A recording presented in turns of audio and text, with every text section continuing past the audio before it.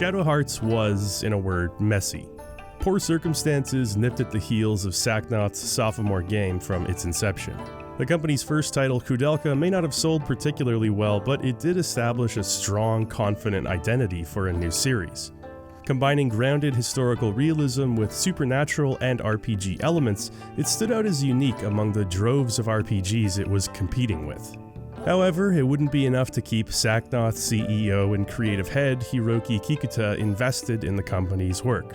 Maybe it was the middling sales, or perhaps it was a team who he felt undermined his creative vision. In any case, Kikuta, who had dreamed for years of making his own game, who had spent countless hours writing and researching to see his vision through, left Sacknoth rudderless in 1999. With the release of the PS2 rapidly approaching, Sacknoth recalibrated as best they could. Koudelka's art director Matsuzo Machida took the directorial helm as the team developed a soft sequel to Koudelka, Shadow Hearts. Starting essentially from scratch, within 18 short months, Sacknoth managed to release their game. Machida's vision for a game was something entirely new for Sacknoth. He traded the quiet, self-contained character study that was Koudelka for a swashbuckling, globe-trotting adventure. Ghost stories, world domination, and Linkin Park. Okay, that last one's not true, but spiritually though, you can hear it when you see Yuri on screen. It winked and nodded to fans of Koudelka, but for all intents and purposes, it was a reboot. Though their effort was admirable and the game has found a cult audience over the years, things weren't looking so hot at the time.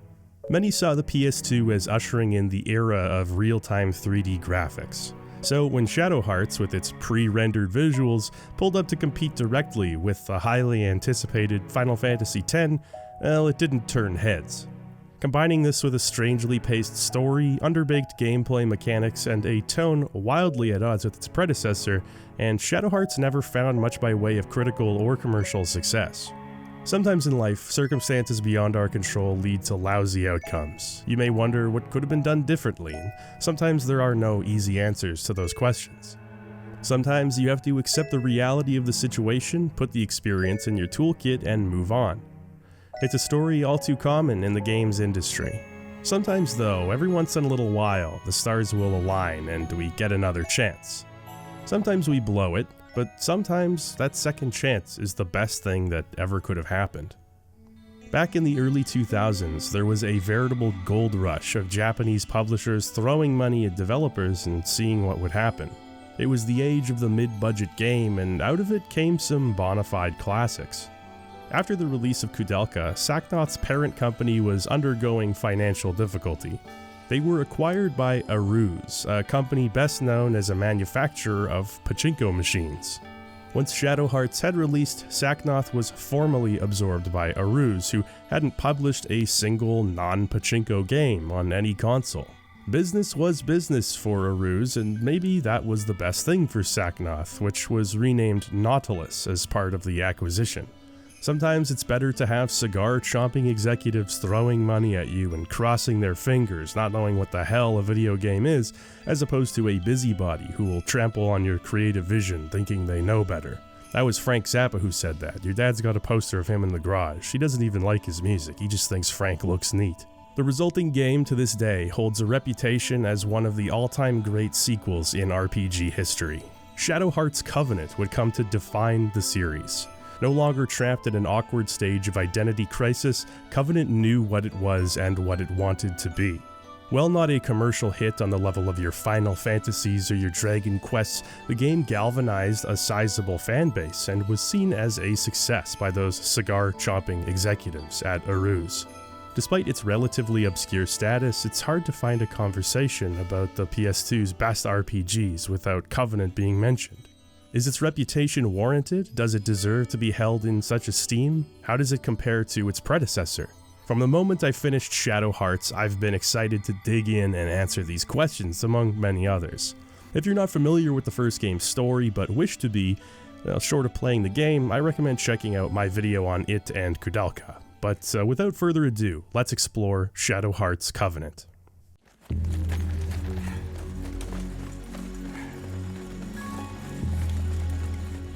While the previous game took place during the lead-up to World War I, Covenant drops you into the thick of it. A group of German soldiers stationed in the French town of Domrémy quietly lead an assault in the town's church. The squad, led by one Lieutenant Karen Koenig, is attacked by a demon. So in case you were wondering if Covenant is historically accurate, like the previous game, the answer is no. You wouldn't have seen a female commander in the German forces circa 1915. The demon thing probably wouldn't have happened either. The soldiers are dropped one after another by the mysterious creature. A grenade is inadvertently set off, from which the demon protects Karen, before transforming into a vaguely familiar-looking human. To say this is all a step up over the original game's introductory 3D cutscene would be an understatement. I mean, my god, look at this. Despite the PS2's limited low resolution, Covenant's opening is atmospheric, beautifully animated, and well-directed. It sets the tone for our vaguely historical, cosmically horrifying adventure. It's quite a story, but it seems we'll have to believe you. As we come to find out, the intro was actually the recollection of Karen reporting to a German general. Knowing the supernatural reality of the situation, he agrees to send Karen back, but this time with a secret weapon. Nikolai, a priest from the Vatican, joins Karen. History may not repeat itself, but does rhyme.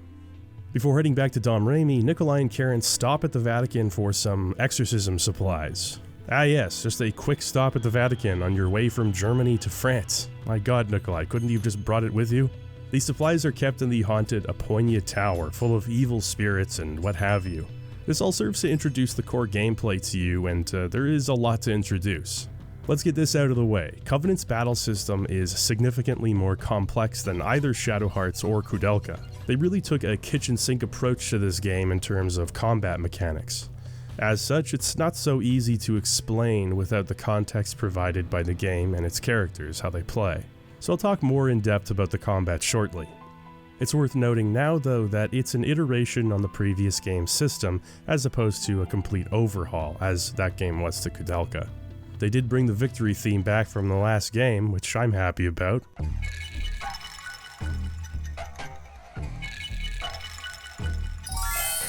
It's a bop. After acquiring the exorcism materials, Karen and Nikolai head back to Domrémy. Look, I know that fighting weird enemies is nothing new in an RPG. You've always got those wacky enemies and some of the more abstract dungeons. But I have to say, having sentient wooden horses and ducks on wheels as the enemies in the opening area is a bold stylistic choice. We love giant rats and goblins here, but ducks on wheels may actually communicate Covenant's overall tone better than any of the dialogue has thus far. Entering the church once again, Karen and Nikolai are attacked by the demon from earlier. This time, its true form is revealed.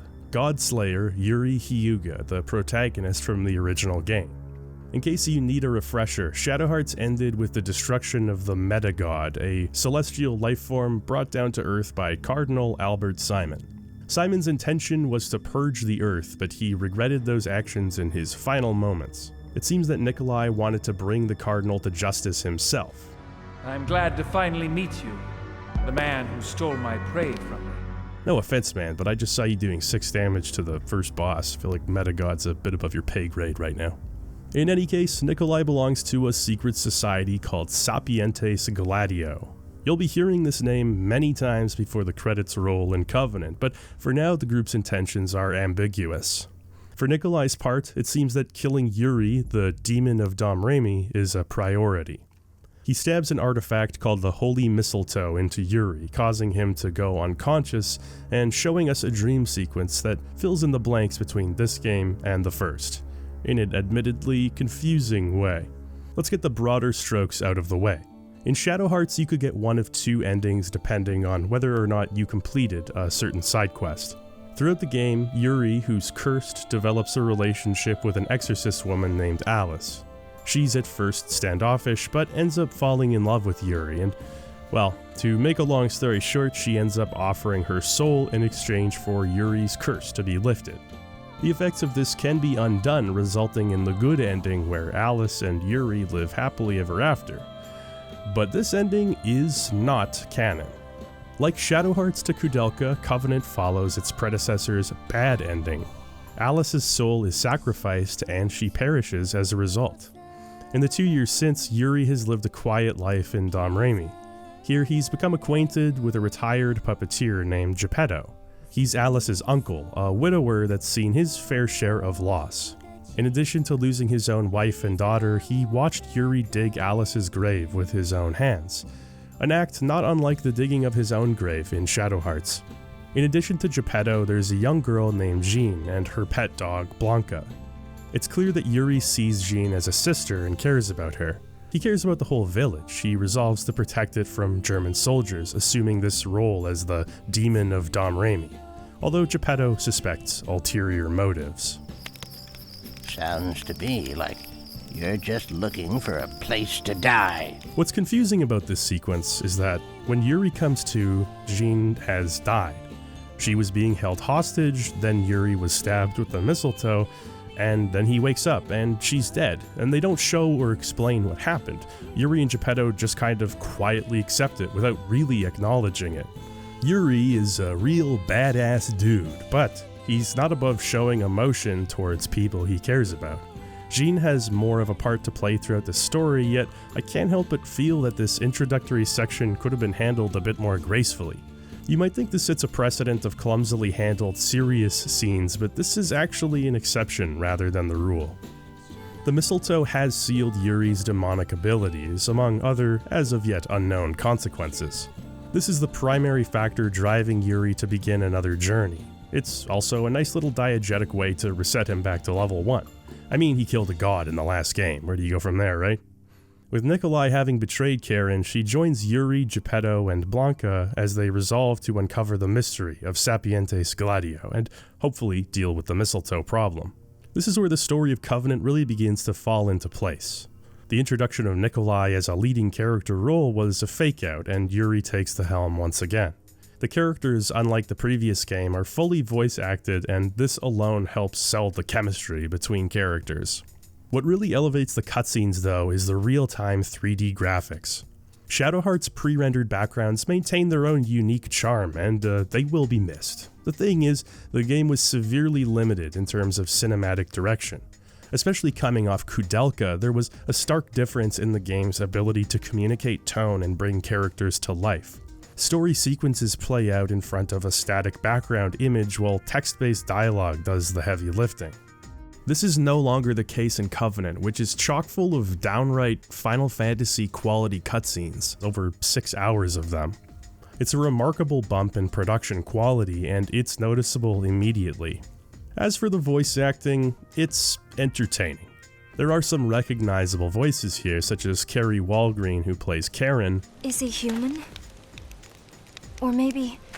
And Michelle Ruff, who has a few roles. Oh, well, I suppose I'll have to help. Let's see. When it comes to the cutscenes, the important variable here is humor. Covenant is a comedy horror RPG. The previous game had its lighthearted moments, and Koudelka was, if anything, quite dry. But Shadow Hearts Covenant really leans into slapstick, and it has a unique identity as a result. I'll talk more about that aspect of the game later. The reason I mention it now is because it helps to understand why the VA is the way it is. A lot of characters sound incredibly campy, some absolutely mismatched, and this would be an issue for most RPGs of the time, and not an entirely uncommon one. Ernest and I trained a whole bunch, and everything. But for Covenant, it feels kind of appropriate to hear these exaggerated affectations and like fake tough guy voices. Why, you little... It gives the whole thing an amateurish B-movie vibe, and for this there's no combination of genre more appropriate than horror and comedy. Geppetto, for instance, sounds like somebody putting on a cartoonish old man voice. Can't you bend the rules a little more? Characters like Yuri will try to sound cool, and that makes it funny, but it's also just kind of endearing given the context. But I think you know the people who took your daughter, don't you? Pretty please? This extends to the physical performances of the characters as well, which is entirely mo-capped in cutscenes. I felt Shadow Hearts was missing this element of physicality present in Koudelka, and Covenant brings it back in a whole different way. Exaggerated movements and gesticulations give each character a lot of on-screen personality, even when they aren't speaking. This is used for the sake of physical comedy, and it just gives the background some dynamism during long monologues. Now before I go any further, I'd like to make something very clear. Yuri is horny for Karen. As far as he's concerned, she's probably the hottest German World War I officer he's ever seen, at least in the top 5. She's kind of an obvious love interest. I just want you to keep that in mind. This information will be important later. After heading through the forest, Yuri collapses, once again going unconscious. This reintroduces us to the graveyard, a concept that was present in the original game. As it was there, the graveyard is a physical manifestation of Yuri's soul. The key difference this time is a very creepy tree growing at its center with a sleeping image of Yuri emerging from its trunk. This is representative of the mistletoe's curse. Throughout the game, you'll receive soul energy from defeating enemies. That energy can be used in the graveyard to gradually reawaken Yuri's fusion monsters that were put to rest by the mistletoe. This works mostly the same as it did in the previous game, but I have to say, the graveyard just looks way less cool than the original. I mean, come on, soak in this atmosphere for a second. As far as I'm concerned, this is Yuri's graveyard in all of its sweet 1930s horror movie glory. This is nothing but a cheap imitation. Although, to be fair, the Yuri tree is a legitimately cool visual. Most of the time, heading to the graveyard is optional, something you can do at a save point. But during a few mandatory sequences, you'll encounter Jean, whose soul is living inside of Yuri's head. She'll ask Yuri questions and try to send him in the right direction, although the answers don't seem to affect anything. The scenes mostly serve to show Jean's significance in Yuri's heart, and her innocence is a nice foil to his constant eye-roll-worthy edginess. Following Shadowheart's bad ending was probably the right move for this sequel. Since Alice was much of the reason Yuri cleaned up his act and matured, without her he's greatly set back. Jean acts as a kind of occasional check and balance for his devil-may-care attitude. After coming to, it seems Yuri's malice has manifested itself as a monster. The boss fight begins, and this may be a good time for some Combat 101. Covenant's battle system strongly differentiates itself from not only most other RPGs, but even its own predecessor. The strongest similarity it shares with Shadowheart's is the Judgment Ring, which is something of a symbol for the series. Every time you attack, cast magic, use an item, etc., you'll be presented with this ring. A spinning indicator will move clockwise, and it's down to your own sense of timing to correctly hit the action button when the indicator moves over top of the right areas. Certain attacks will allow you to gamble, pushing your luck as you try to hit the narrow, critical hit area. Miss a standard or critical hit area and your Judgment Ring is done. If you hit 1 before screwing up, you'll hit the enemy once. If you hit 3, you'll hit the enemy thrice. And if you hit none, then you will weep alone and afraid. Sometimes it's best to play it safe, but sometimes a little extra damage is kinda worth the anxiety. This was fairly straightforward in the last game, but it's been expanded on heavily here, and that's a common theme we're gonna see in Covenant. Greater quantity and higher quality. Each character actually has their own Judgment Ring that can be customized in the menu. You can choose between a variety of rings. The technical ring makes hit areas narrow but increases attack damage. The Gamble Ring gives you only one very small hit area, but hitting it condenses multiple attacks into one. For my money, the normal ring is perfectly fine. I never really felt adventurous enough to use the others much. You can find items that allow you to expand both normal and critical hit areas, as well as add-on effects. Something like adding a small chance of petrifying enemies if all areas are hit. There's a surprising amount of customization for a straightforward mechanic, and it really adds some depth to the Judgment Ring system. I mean, you're going to be seeing this thing a lot throughout the game, so might as well value add, you know? Also similar to the previous game is the SP system, or sanity points. All characters have an SP amount distinct from HP or MP. From the moment a battle starts, the SP gauge will tick down turn after turn before finally reaching 0. This causes the character to go berserk.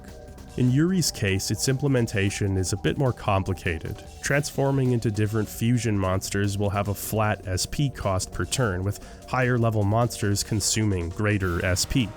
I'm not entirely convinced that SP really adds very much to the game outside Yuri. It's just another number to keep track of and occasionally a wasted turn as you use SP recovery items.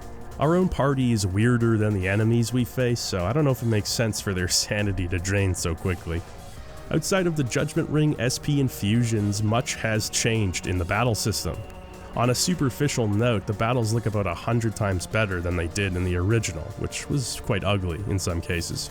In exchange for much better animations and nicer backgrounds, Covenant doesn't run at 60 FPS like the original. The cost of progress, we still tangle with it to this day. You'll notice an indicator showing which character or enemy will be taking their turn next. Certain abilities can change or disrupt that order, but it's a nice way to strategize. I always love it when turn-based games have this thing. Positioning on the battlefield is now a factor that needs to be taken into consideration. You can't actively move your characters around, but throughout the fight, they and the enemies will naturally reposition themselves. The reason it's important is that certain spells or abilities will have different targeting modes. One spell might move in a straight line, hitting anything in its path. Another may cause a large circular zone of splash damage. In any case, the tide of battles can turn quickly, especially in the beginning, so it's really important to make battles expedient by taking advantage of enemy placements. Having the enemy get the drop on you, or vice versa, actually represents huge advantages or disadvantages because of positioning. You'll often be at a shortage of MP just because of how many spells are being used. They're just that valuable in Covenant. Of course, enemies will share your same privileges, and they do like picking on the most vulnerable of your teammates. As for the magic system itself, it's fairly unique. There are no traditional classes in Covenant. Characters each have areas where they'll be stronger or weaker, but for the most part, stats are fairly homogeneous. You could set any 4 characters together and have a decent result. That said, you'll want spells on every character, and the way to assign them is via crests. You'll find crests exploring, receive them as rewards for side quests, or purchase them in stores. Equipping a crest on any one character will imbue them with the magic that crest has to offer.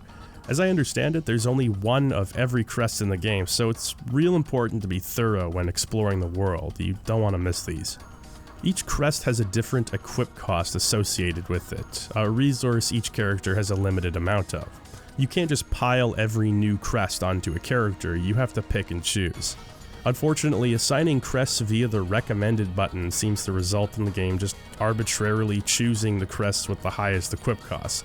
So if you want to optimize, you'll be spending a lot of time in these menus, comparing and swapping. While every crest has a different combination of spells associated, the spells crests have will often overlap. If you equip a character with multiple crests teaching the same spell, that spell's MP cost will be cut in half. This is especially helpful in the early game, and it encourages you to have characters specialize. Finally, there's the combo system. Deferring a character's turn will allow them to buddy up with another teammate down the turn line. Once you reach that character's turn, successfully getting all hit areas will give you a chance to chain combos together, up to 4 characters.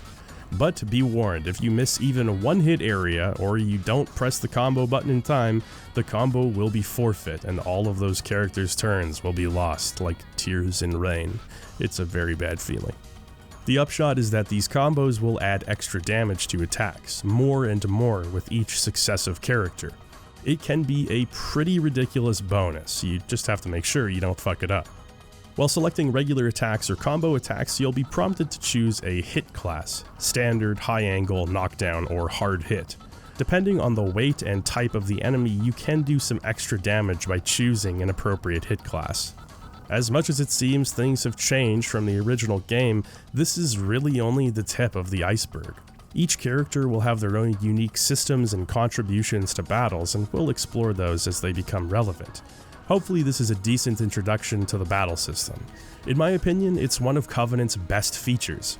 It's approachable from the beginning, but rich with mechanics that reveal themselves as you get further into the game. Covenant takes its predecessor's best features and expands on them, while combining them with ideas pulled from its contemporaries. It's all brought together by the Judgment Ring, though. The ring is a fun, rhythm-based system that keeps you on your toes and accelerates the pacing of these strategic turn-based battles, keeps them from feeling too slow. The game even encourages you to play efficiently by offering bonus experience and money rewards if you manage to, say, finish a fight within a few turns or avoid getting hit. That said, if there's anything I would complain about, it's that the length of these battles is sometimes at odds with the exploratory segments. Dungeons in Covenant are often quite labyrinthian to say the least, and it can be frustrating to encounter constant random battles given their length and complexity. As we'll discuss, that's more of a dungeon problem than a battle problem. Thankfully, the encounter rate also isn't too bad. Well, you can always run as well, but those precious experience points though. The crew heads to Geppetto's apartment in Paris, France. Covenant continues the series' tradition of taking place in real-world locations. While the last game took place in China to begin with and Europe in its latter half, Covenant starts us off in Europe. It's here that we're hounded constantly by Sapientes Gladio soldiers, who have a distinctive way about them. It's kind of funny and a little creepy, which actually might be a tagline for the game as a whole. Covenant's designs in general lean into something more grounded than Shadow Hearts and less uncanny than Koudelka. For this reason, Covenant is far and away the least eerie of the three games. The series is often described as Lovecraftian, but that's most clearly evident in Koudelka. Enemies here are a bizarre amalgamations of body parts and unrecognizable features. Shadow Hearts has some creepy body horror-inspired designs as well. Its overall status as the awkward middle child also gives it a distinctive vibe that I've found sticking with me over time. They say absence makes the heart grow fonder, and I would say that this is definitely the case with me in this game. The creepy designs, weirdly fluid movement, and strange soundtrack create an atmosphere that's unique and effective. I find myself missing that vibe just a bit, as Covenant eschews a lot of this. It wouldn't be fair to call Covenant generic because that's not true, it's just less weird. Whether or not it's accurate to say, Koudelka and Shadow Hearts have an essence of outsider art to them. There's just a discomfort that runs through the experience. That's not really present in Covenant, and I think it's mainly due to the improved production value. Your imagination isn't filling in as many blanks, which is where a lot of early 3D horror is born. Still, there are areas that are just clear and obvious improvements, such as Yuri's fusion monsters, which are a significant step up in terms of creativity from the last game.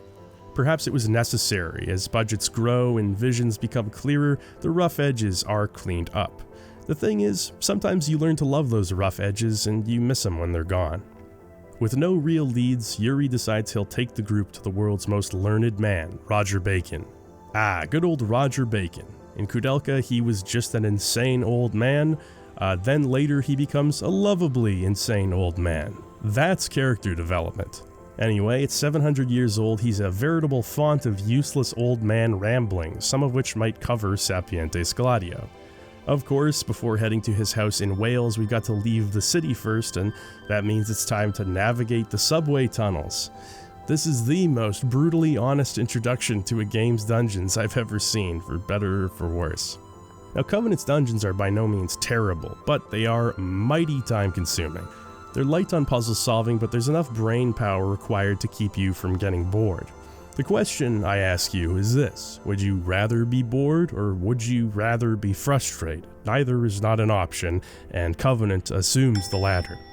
As mentioned previously, most of the dungeons share one central quality: they are labyrinths. But they're not just labyrinths, there's almost always a gimmick or caveat that accompanies the winding design. One area will have you moving in and out of mirrors into alternate versions of the same mansion, each with their own accessible areas. Another will have you break your party into two teams, each exploring its own floor, interacting with machines that unlock doors on the other. If you're not the type of person who can remember small landmarks to track where they've been, you're gonna have a bad time. The Paris subway very honestly shows its cards to the player, as you'll likely walk through the same areas 5 or 6 times trying to find the right switch to advance. At least I hope you'd likely do that. It would make me feel better, because I did. It's here where the length of the battles becomes most noticeable, but with the aforementioned encounter rate mercifully low, it's far from as hair-tearingly awful as it could be. It just feels especially noticeable when you've hit the same dead end for the 3rd time and you just want to make your way back to the last junction.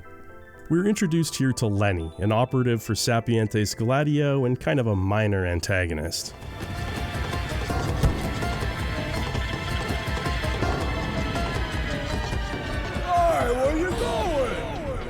I fucking love these cutscenes. They pack so much charm into these confrontations, like that one dude in the background who always has a delayed reaction to what's going on. We're also introduced to Veronica, another member of Sapientes Gladio, who really aims for the early 2000s young male RPG fan audience. Dealing with our adversaries, the group heads for the French town of Le Havre. It's a charming little town. Here and in general, Covenant has a strong sense of aesthetic identity. The previous game took a very scattershot approach to design, and though I love the pre-rendered backgrounds, it was kind of all over the place. Here, the level of visual detail is often surprisingly exquisite for a PS2 game. Each different town or area carries a unique identity and looks great. I will say that the dreary World War I look of the game does get a bit grating. It's very gray and very brown, kind of reminiscent of Koudelka in that way, I suppose, but without the grounded, realistic presentation to back it up. It's such a chaotic and ridiculous game, I feel like it would have benefited from a splash of color here and there. Still, it captures the mood of the period well, and it all comes together more cohesively than Shadow Hearts. Le Havre introduces a whole slew of mechanics, some new and some returning. On the familiar front, you've got the lottery. Scattered throughout the world, you'll find secret lottery club members who will give you a chance to spin the wheel if you've got a ticket. Like most things in Covenant, completionism is rewarded in this case, so it's a good idea to be thorough, find them all. A fresh face on the scene is the Ring Soul. I'm going to do my best to give the Ring Soul justice, but his is a journey you really should experience for yourself. Finding the Ring Soul for the first time, he introduces himself as an otherworldly being with motives beyond your understanding. He'll say some cryptic words and give you a boost to your Judgment Ring's attack power. The Ring Soul can be anywhere, so it's your responsibility to sweep each town and peek around corners looking for him. Well, initially he comes across as a generic video game, power-giving mentor. Eventually his facade starts cracking. Yuri keeps saying increasingly scandalous things to the Ring Soul, including accidentally calling him the Ring Spirit, which just drives him insane. Eventually the ice breaks and the Ring Soul comes around to Yuri. He starts talking about his wife and kid, the mortgage he has to pay, the sweater he's wearing. I don't know why, but these Ring Soul interactions got genuine guffaws out of me by the end. The idea that this thing has a mortgage is beyond absurd. It's Covenant's humor at its best, taking video game tropes and shining a light on the ridiculousness of the whole thing, while also kind of making it more relatable and fun in the process. Just when you think things can't get any sillier, that's when you're introduced to Grand Papillon. Who's that? When the forces of darkness descend, in the name of justice, this fist! In the name of truth, these muscles! In the name of honor, this blood! Ha ha!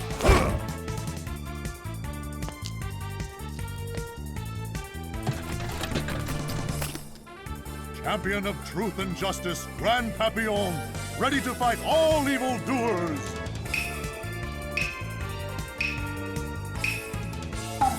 This is Joachim Valentine. He's a vampire luchador superhero, and he's also our next party member.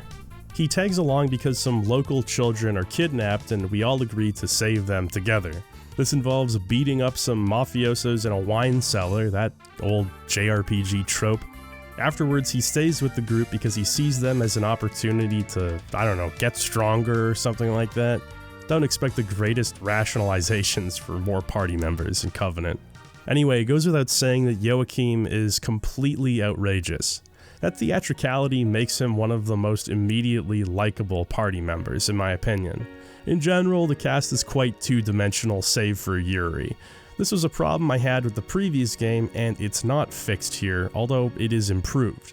This is because characters are able to express themselves and their personalities more fully, unlike the first game where this was limited to combat animations. So you get a real sense for who these characters are and what they're like, even if they never demonstrate much by way of complexity. After Joachim joins up, the party find a captain willing to take them to Southampton, much closer to Wales. The stormy night is a great and cozy introduction to England as the group takes refuge in a nearby bar. Here they run into a familiar face, Masaji Kato. In the previous game, Kato was the assistant to Colonel Yoshiko Kawashima, a kind of soft rival to Yuri and his group. While Kawashima has passed away, Kato's advanced in rank, becoming an ambassador for Japan in countries abroad.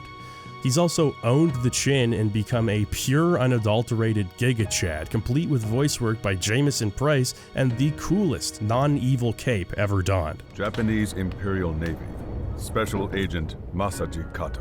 His anxious, furrowed brow replaced with a look of constant determination. Yuri and Kato exchange some pleasantries, but with various plans to attend to, Kato says goodbye. In order to reach Wales, we have to head through an abandoned mine, which sucks because it's an abandoned mine, and how do you make an abandoned mine level good? I have to say, there is some surprisingly good lighting in these darker segments. The PS2 is capable of this per-vertex lighting solution that looks quite nice, and from a technical point of view, you've got a lot of little touches like physics objects that dangle, belts, hair that moves around, as well as a surprising amount of background detail that's almost hard to appreciate at this low native resolution. A lot of people find that early or mid 3D hasn't aged well and look exclusively to pre-rendered backgrounds for their PlayStation charm. But I have to say, this era of crunchy PS2 aesthetic really does the trick for me. I feel it has a technical beauty distinct but equal to the pre-rendered backgrounds. There's just such a handcrafted quality to all the little models, textures, and animations. I find it still impresses me to this day. The party reaches Wales, which is sort of a central point for the entire series. Koudelka took place entirely within the monastery here, and even after its destruction, Roger Bacon has his laboratory on the cliffs nearby. It's nice to have this through line of familiarity. As different as each game is from the last, they still share a common ancestor in Wales. It turns out that Roger Bacon isn't here though, and he's been kidnapped by Sapientes Gladio. Thankfully, Lenny is here to clear up any misunderstandings. Where is he? I can't tell you. 'Cause you don't know? I know all right. And where? I'm not saying. I knew it. You got no idea. I told you little punk. I do know. Right. Really, I do know, really. Yeah, right. It's true, he's in Italy, Florence, Italy! So where is he? I'm not telling you. You don't know. I'm not telling. I knew it. You don't know. That's right. I don't know. What kind of an idiot would fall for your stupid little trick? This game is just Looney Tunes, you can't change my mind. In Florence, we'll meet our next party member, Lucia. She works as a dancer and fortune teller for a woman named Carla who's had experience with Sapientes Gladio. In exchange for information that'll lead to Roger Bacon, Carla first makes the party do some chores. With Lucia, they head to a small island in order to find a flower used in Carla's incantations. What follows is a fairly complex dungeon where you've got to find tiles corresponding to zodiac signs, then place them in their correct slot based on clues. This is very similar to another side activity within Covenant, Solomon's Key. You're given a book filled with puzzles. Each one has a number of slots that can be filled with the magic crests you've obtained. Using deductive reasoning, you can complete each puzzle, which gives the associated crests bonus magic. It's not a major thing, in fact, you might forget about it if you're not actively working on it, but it's another example of Covenant giving you passive activities to enjoy outside the main story. There's always something else in this game. Once the party reaches the central courtyard, Lucia betrays them. That is one giant pussy.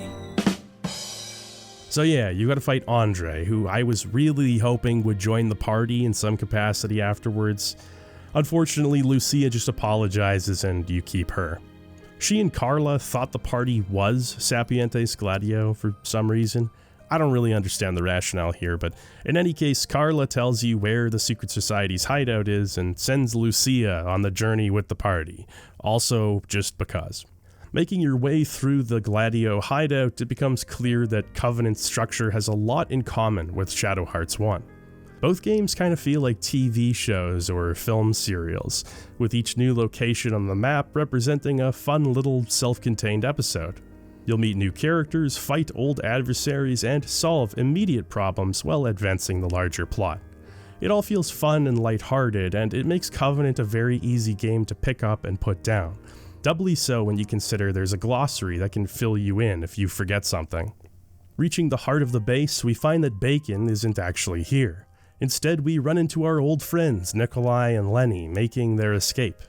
Nikolai gives Yuri an ultimatum: bring the Emigre manuscript to an island prison called St. Marguerite and they'll return Roger Bacon safe and sound.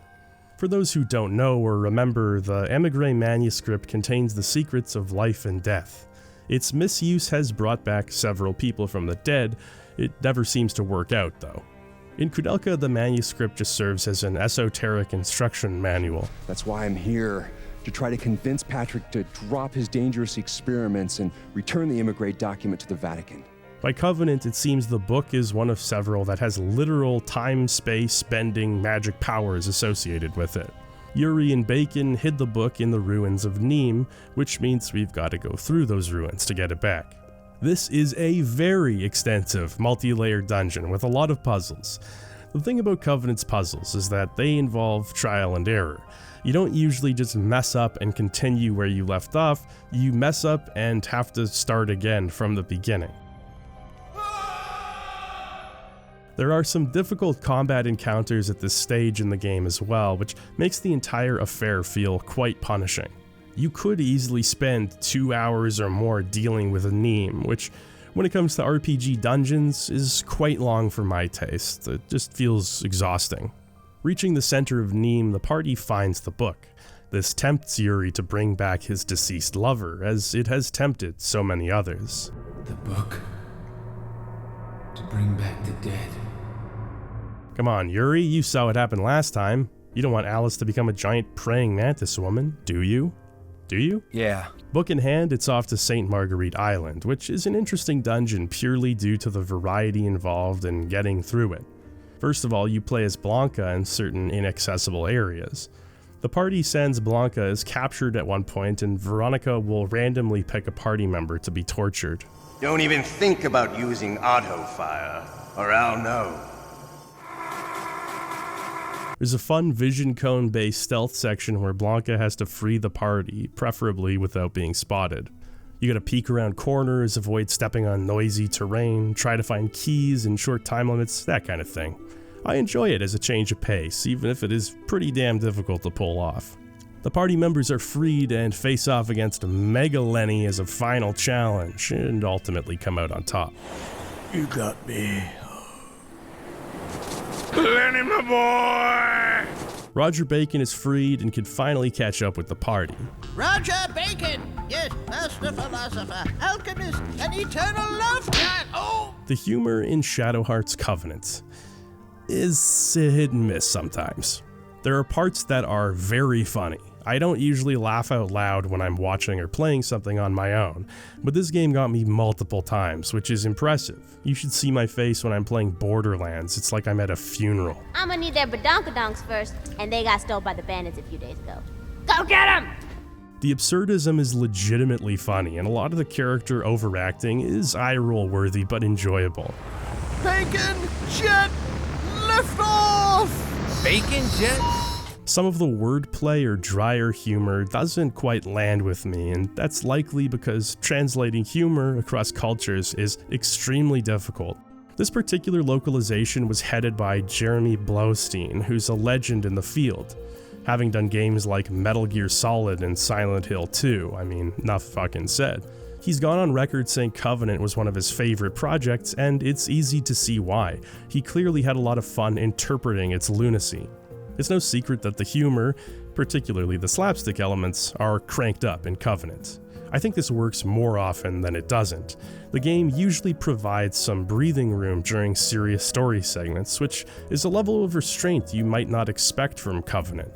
When the humor doesn't work, it's almost always an issue of pacing or wording. It'll just make something confusing or weird rather than funny.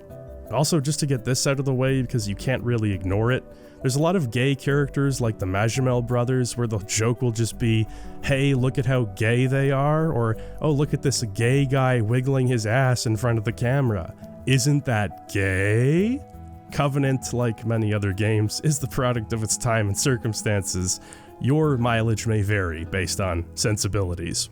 Talking about the effect that a humorous approach has on a serious story is complicated business. There are some people who adore these lighthearted elements and appreciate the charm they add to the world, yet humor is one of the least universal qualities a piece of media can have.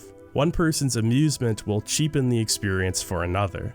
This is especially true if you go into Covenant expecting a strictly horror fantasy experience like Shadow Hearts. That's not really what this game offers. For what it's worth, I believe the focus on jokes and goofiness was the right approach. Covenant is spared many of the melodramatic trappings you see in its contemporaries, which really sets itself apart.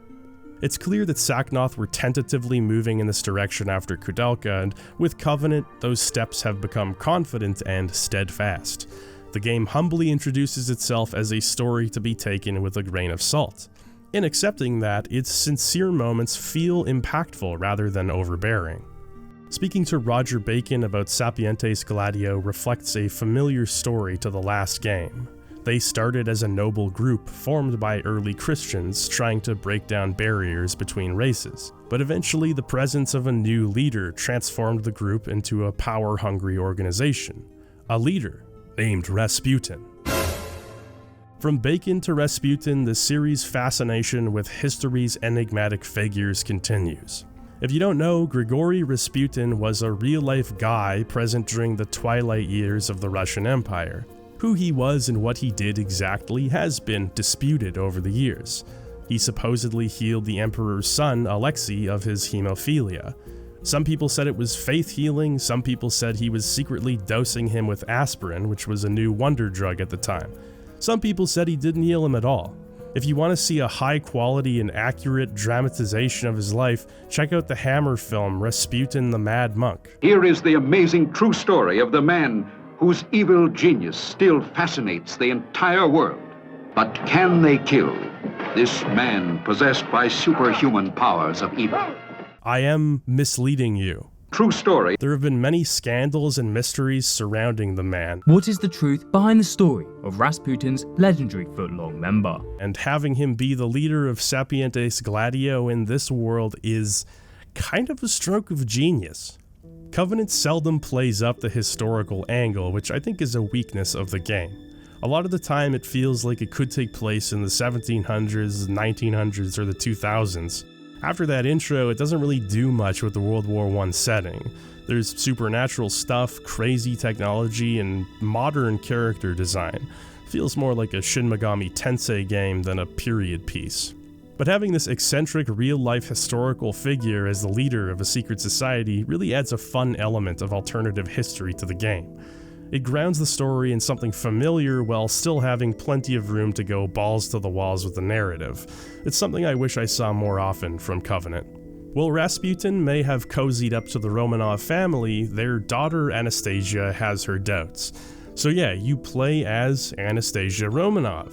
Now, I don't know if you're a history buff or anything, but yeah, I don't think this is gonna end well. Anastasia meets with a clockmaker to have a camera built. This camera will be her primary tool for the rest of the game, likely based on the real-life Anastasia Romanov being a progenitor of the selfie. The more you know. As she leaves, Kato, working as a diplomat, greets the same clockmaker, needing his watch fixed. They talk about the incendiary political situation in Russia, Japan, and abroad. We see Kato speaking with Nikolai, coming to some agreement between their countries. As expected, Nikolai is working on behalf of Rasputin, with both trying to take the Emperor out of the picture. It all feels like a fuse just waiting to be lit, and it seems that Rasputin will be the one to light the match. Anastasia overhears his plans for her father, but before his demons can deal with her, Yuri and co arrive. With a mutual enemy in Rasputin, she joins the party. Knowing that Yuri in his current state is too weak to battle Rasputin, the party realize they'll have to awaken Amon. This gives me, personally, a chance to redeem myself since I totally missed the Amon part in Shadow Hearts 1. Amon is a fusion monster that lives deep within Yuri's soul, but the mistletoe is preventing him from manifesting. The group heads for Goreem Valley, the cradle of Sapientes Gladio and its original founder, Jovis Abraham. Jovis took Rasputin in as a disciple, but realized too late that he couldn't contain his ambitions. The group got away from Jovis, and he's been left to hide, sequestered to a small cave in Turkey.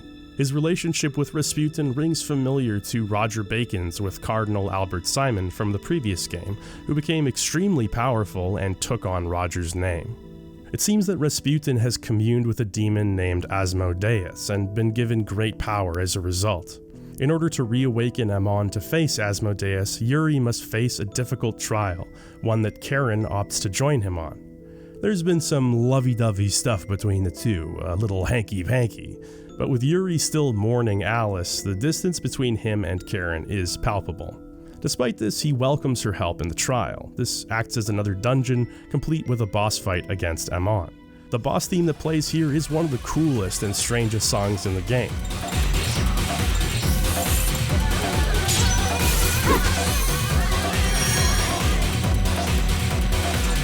The soundtrack largely follows in Shadow Hearts' footsteps. Like that game, it was led by Yoshitaka Hirota, with Yasunori Mitsuda contributing on some guest tracks. The emphasis is on dark, droning tunes, moving between a tribal and industrial motif much of the time. Like the previous game, there's an emphasis on creating mood through sound effects and samples, such as tapes being reversed, chimes, and ambient synth loops in the background.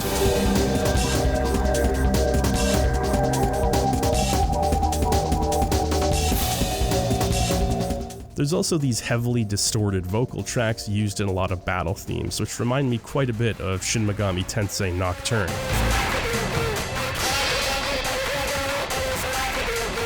I wouldn't be surprised if there was some influence there in terms of gameplay, aesthetic, and sound design.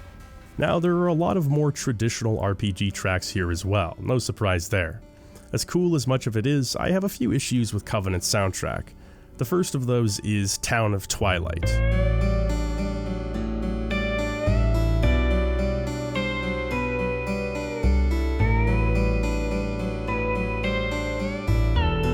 Don't get me wrong, it's a fine song with a catchy melody, perfectly fitting for some of the game's European towns. The issue is that the song is used for pretty much every town in the first half of the game, and there are a lot of towns in this game. It gets very grating to hear this tune for what feels like the 1000th time. There was a much stronger variety of town tracks in Shadow Hearts 1, and even in that case, I thought there was a lot of reuse. This leads to Covenant's other sonic weakness, and like most things, this will probably be a matter of preference. I spoke earlier about how having this more defined creative vision makes Covenant more of a cohesive product at the cost of its overall weirdness. I think that extends to its music in a way. The previous game's soundtrack was full of high highs and low lows. It wasn't the most consistent, but it was interesting. There was this dichotomy between the earlier Chinese-themed tracks and the more experimental horror-based European tracks. It led to some uncomfortable listening experiences, as well as some very memorable and unique tracks. Covenant largely plays it much straighter, and as a result, many of the compositions don't stand out in quite the same way. There are still some interesting tracks, but they lack a lot of the darker, more dissonant and strange qualities that made Shadow Hearts stand out. I imagine that's because Covenant is more confident in its identity. It knows what it is, an RPG with horror and comedy elements, and tracks are structured to abide by an identity. Less experimental, I guess you could say. However, in Covenant, Mitsuda's tracks just take the crown for me, no question. The Astaroth battle theme is one of the best pieces of boss music I've ever heard, and single-handedly elevates this soundtrack.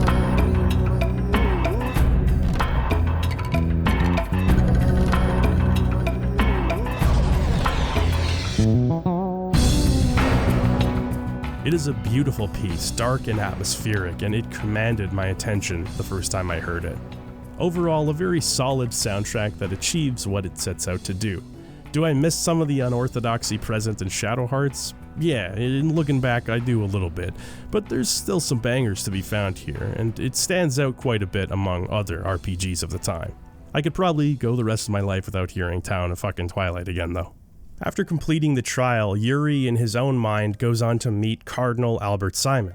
As mentioned, the first game's villain who's carved out a place in Yuri's subconscious. The game retroactively tries to make Albert Simon a more sympathetic character, something I thought the last game didn't do a very good job of. Albert Simon wanted to purge the world due to injustice, and then on his deathbed decided maybe Yuri should stop that purge from happening. Covenant does a fair job expanding on his character in a way that makes sense. It was that hatred of injustice that led him down a dark path, and that's what motivates him even in death, at least Yuri's interpretation of him. A boss fight and a pep talk later, Yuri's got Amon on his side.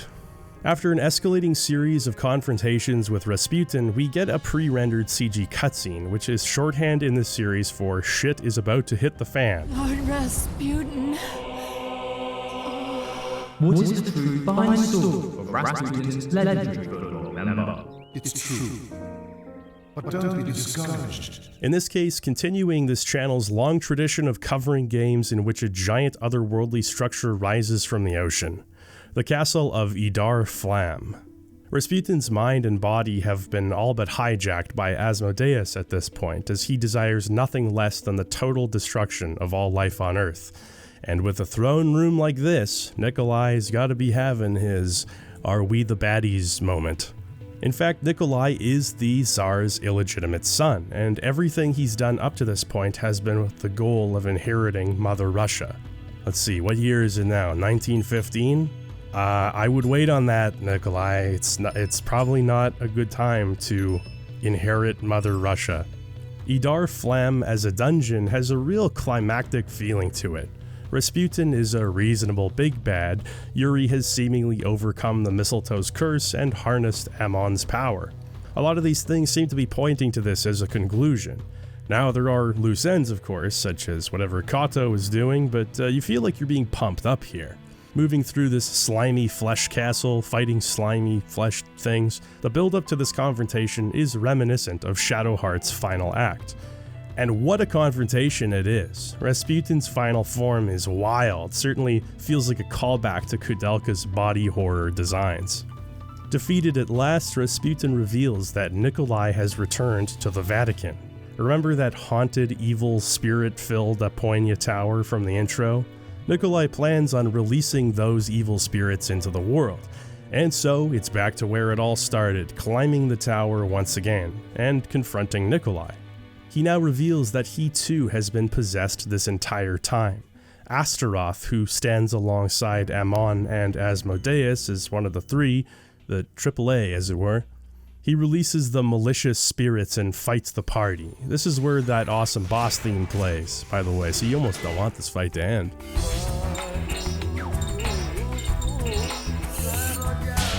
But end it does, and Nikolai is saved by none other than Kato, who's clearly taking Russo-Japanese relations very, very seriously.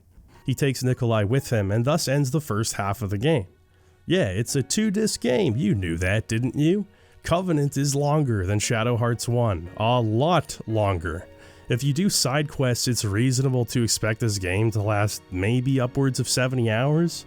That makes the game 3 times longer than Shadow Hearts-ish. While the first disc gave us a tour of Europe, the second disc takes us to Japan in pursuit of Kato and Nikolai. It's here we meet a samurai named Kurando.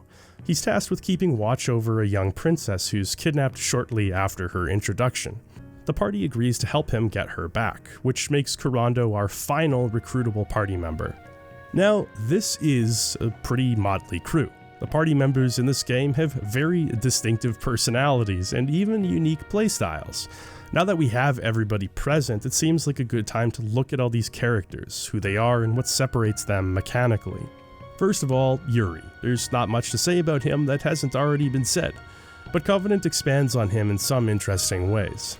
He's still cocky, edgy, and corny, but this game leans into those traits in a self-aware and comedic way. The problem Covenant has is that Yuri has already undergone significant development in the previous game. He faced down his demons and overcame his nature in a really well done sequence that continues to define Shadow Hearts for me. The loss of Alice has certainly set Yuri back, but his development in this game often fails to reach the same gripping notes that it already did. His character is established and it doesn't change much from beginning to end. As mentioned previously, Yuri's fighting style incorporates fusions. Leveling them up and unlocking new ones will increase his overall ability in battle, with each fusion representing different stats and skills. My favorite for much of the game was the 3rd level fire fusion, Fides. Transforming into this guy, you can use Rage to boost the entire party's attack power and then Energy Charge to significantly boost Yuri's attack power for one turn. The resulting damage output is just ludicrous. There's seldom a boss in the game where this strategy isn't useful, and unfortunately it kind of undermines most of the other fusions for me. As we reach the end game, Yuri will have access to some special fusions that tend to outclass the others anyway. Also, I did complain in my Shadow Hearts video that the game restricts you arbitrarily to having 3 fusions equipped at once. I'm happy to report that they fixed this in Covenant. You can fuse into whatever you want, whenever you want. Then we've got Karen Koenig. We get hints of an interesting backstory. Born into a noble family, Karen eventually became a lieutenant in the German army. Unfortunately, the game rarely does anything with Karen other than having her act as Yuri's love interest. She provides support to him and distantly wishes she could become his new Alice, but she hardly has an arc or an in-game history of her own. That's a shame because seeing how she ended up in the German army or just her thoughts on these newly paranormal surroundings would have been interesting angles to explore, but the game just doesn't, even in its very long runtime. I did consistently find her to be one of the most useful party members, and I had her on my team most of the time. She fights with a sword and will periodically learn sword arts from pieces of sheet music hidden throughout the world. You can unlock new techniques or power up existing ones. What makes them so useful is their area of effect. There's a sword art that moves in a straight line, a single target multi-hit skill, as well as a few that create large circles of damage. They're especially effective used at the end of combos, and they make Karen a worthwhile party member throughout the entire game. Next up, we've got Blanca. As Jean's dog, his presence is a reminder of what was lost and why Yuri fights. It's tough to parse Blanca's personality, but not impossible. See, he does talk, but only to other dogs. Because you're just a little runt. Blanca's fighting style incorporates an ability called manifestations. The only way to improve these is to participate in the wolf bouts, battles with other wolves and dogs hidden around the world. You'll meet some very unique individuals, from a wooden wolf named Carvin to a space dog named R3, fought in Russia no less, that's the space dog capital of the world, to Blanca's own grandfather, Lobo. Most of these interactions are just played for comedy, but they give you a little more insight into Blanca's stoic demeanor. In any case, Blanca is a fun but inconsequential character. Oh, sorry, wait, I didn't mean to say something bad about the dog. Look, I like Blanca and I use them a lot of the time. His manifestations can be pretty helpful, especially his final tech, Aurora. This refills every party member's HP to max and was a constant lifesaver in the endgame. It's a powerful ability, but finding and beating all of the wolf bouts is a pretty formidable challenge. Not just because one-on-one battles are a whole other kettle of fish in Covenant, but also because enemies will often dole out status effects. There's no way of knowing what they'll be until you're already in a fight. It adds an element of strategy, but also adds some guesswork, trial and error, you might say. I'd feel more positively about it if you could swap accessories mid-fight, but unfortunately, you'll sometimes just have instant death inflicted on you, and there's nothing you could have done. Reload, slap some Leonardo's bears on your characters, and try again. Then there's Geppetto, a truly one-of-a-kind party member.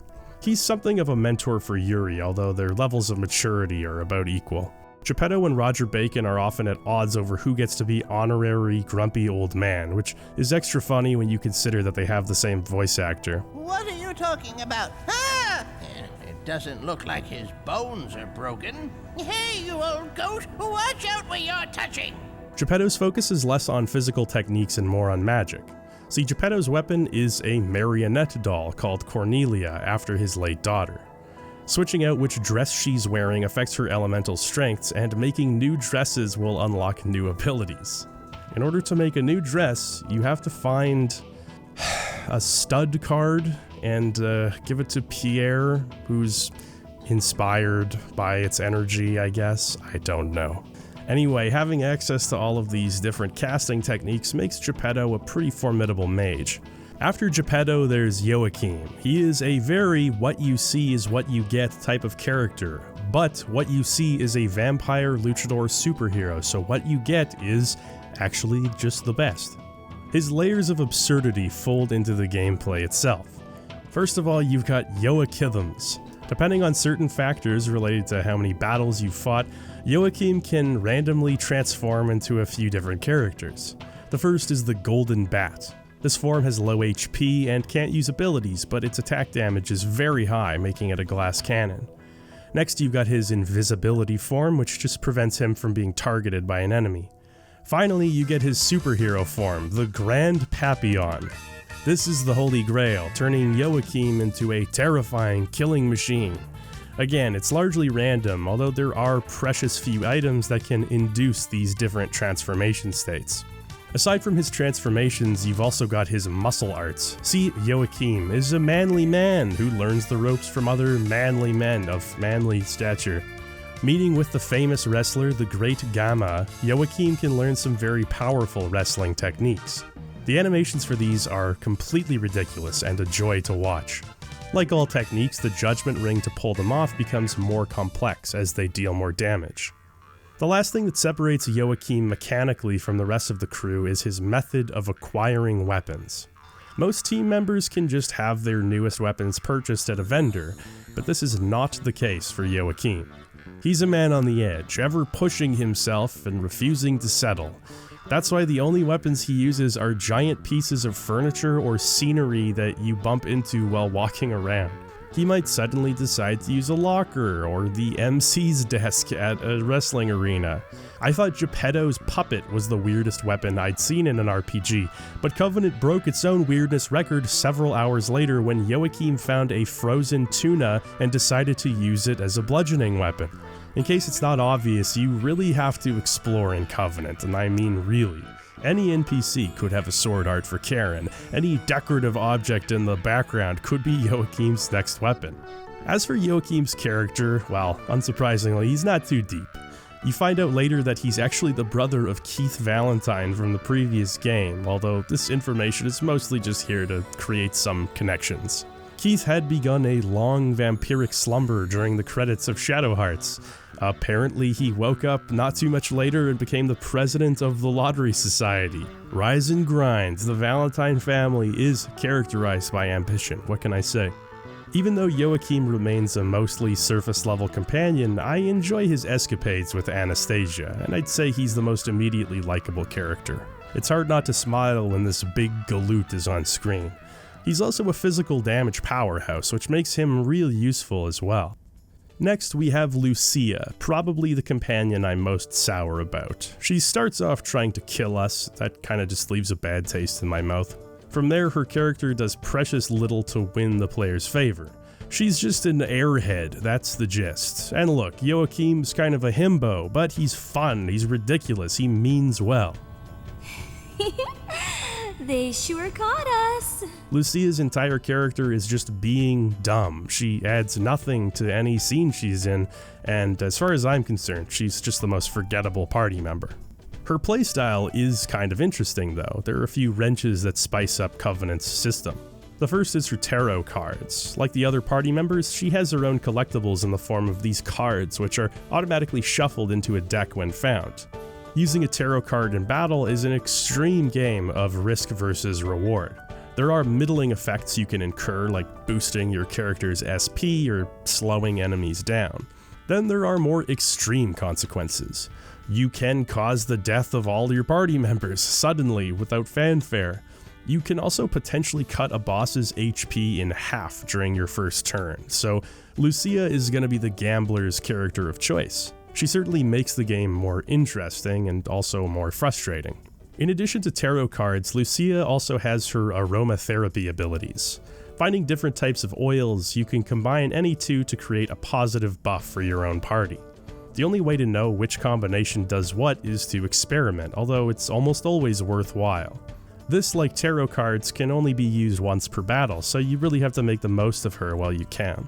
Personally, I'm not a fan of luck-based gameplay in RPGs, kind of the Kate Sith of the team, so I used her the least out of any character. Buffs are cool, but who needs them if the enemy's already dead, right? Lucia remained at the back of my roster and the back of my mind, only showing her face during cutscenes as I said, "Oh right, you." Next up, we've got Princess Anastasia Romanov, a very interesting historical inclusion to the party. It's horribly irresponsible on both the part of her parents as well as the party to let her come along, but we're not constrained by such petty constructs as morals or ethics in Covenant. And besides, child labor wouldn't actually be banned in Russia for quite some time, so you could argue we're doing the right thing by bringing her along. She's mainly a caster with a sole gimmick. The camera she received earlier can be used in battles to snapshot enemies. At the very least, this will permanently show those enemies' HP and weaknesses when they're highlighted. Every once in a while, the enemy captured will be saved to an album where they can be summoned by Anastasia during fights. Some of these do pretty solid damage, others can cause debuffs or steal from your foes. The enemies that can actually be added to an album are few and far between, which is really the factor that keeps Anastasia from being a more useful party member. There is a convenience factor in being able to see enemy HP, but the health bar is actually visible either way, so the usefulness is limited. Incidentally, taking pictures is also the only action in the entire game that doesn't require you to use the Judgment Ring. In terms of her character, Anastasia is written as a 14-year-old descended from royalty. She's kinda pompous, a little bratty and annoying, but also curious and intelligent for her age. Rondo is not that kind of person! Huh? What's that? What'd you say? Oh, I get it. Why are you looking at me like that? You're turning all red. I'll kill you! She immediately develops a crush on Kurando, which kind of annoyingly dominates their interactions during the whole second half. Still, it's funny to see this oblivious young samurai completely miss Endy in all of her advances. Speaking of Kurando, he's the last party member of the lot. Dutiful, stoic, and disciplined, young Kurando embodies the spirit of the samurai, as you might expect. He's quiet and rarely speaks out of turn. This makes it hard to get a read on him immediately. Although I'd say of the main cast, he undergoes some of the more interesting development, as we'll see. The one thing that sets him apart in battle is his demon morph ability, which, truth be told, is just a less intricate version of Yuri's fusion system. For much of the game, Kurando only has one available fusion, Tsukiyomi. It's a light element-based transformation with some pretty powerful stats, so there's rarely a reason to not fuse in a fight. It's a shame that Kurando doesn't have more abilities or different fusions to set him apart from Yuri in that way. Although his limitations are used by the plot in various ways, even having different stances or something like that would have gone a long way in making Kurando stand out. I digress. He's still a very solid character, and samurai are just cool, no argument there. So that's our main cast. With so many different characters with unique traits and abilities, I felt like it was worth reviewing their place in the game. My biggest issue with Covenant's characters is the same issue I had with Shadow Hearts 1's characters. That is, outside of Yuri, there's not nearly enough development going on. With so many hours of cinematic cutscenes and a runtime that rivals any of the PS2's longest games, there's ample opportunity to spend time with these characters, allow them to grow in various ways. That opportunity is so rarely seized, and I just don't know why. This is largely a really likable cast of characters. Given the historical setting, there's so many interesting things you could do, so many fascinating backgrounds that could be written into the game. But, alas, only Yuri, and to a much lesser extent Karen and Kurando, really seem to matter here. Even with that in mind, Yuri's development in this game is somewhat limited.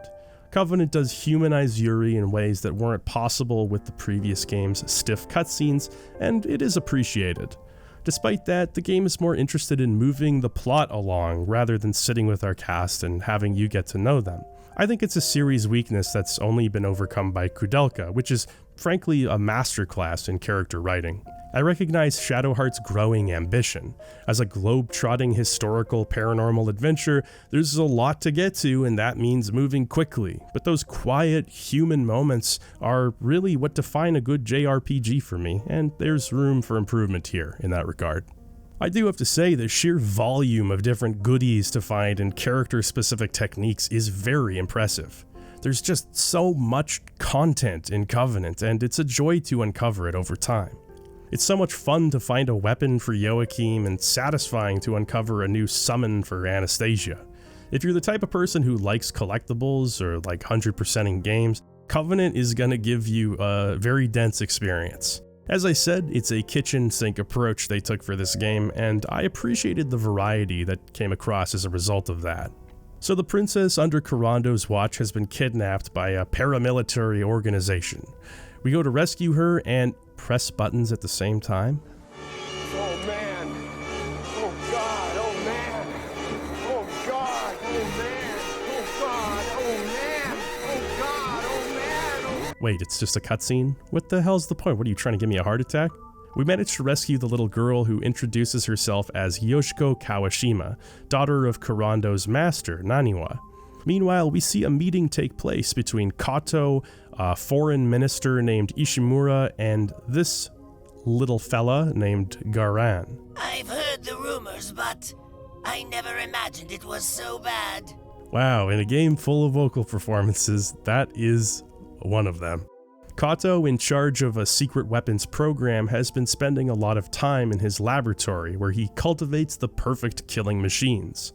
Oka, Hien, and Raiden, otherwise known as the Mutant Apes. No, I'm not kidding. That's what this top secret Japanese bionic assassination squad is called, the Mutant Apes. They're Kato's pride and joy, although he seems to have taken a particular shine to Oka. While at the foreigner's cemetery, Corando collapses and forces us into battle. This is the moment his fusion powers are awakened, although, as mentioned, they're incredibly limited at this point. The cemetery becomes a Silent Hill-esque otherworld, although that doesn't stop the Magimel brothers from arriving to sell you shit. In fact, these guys are everywhere. They made it inside Idar Flam for crying out loud.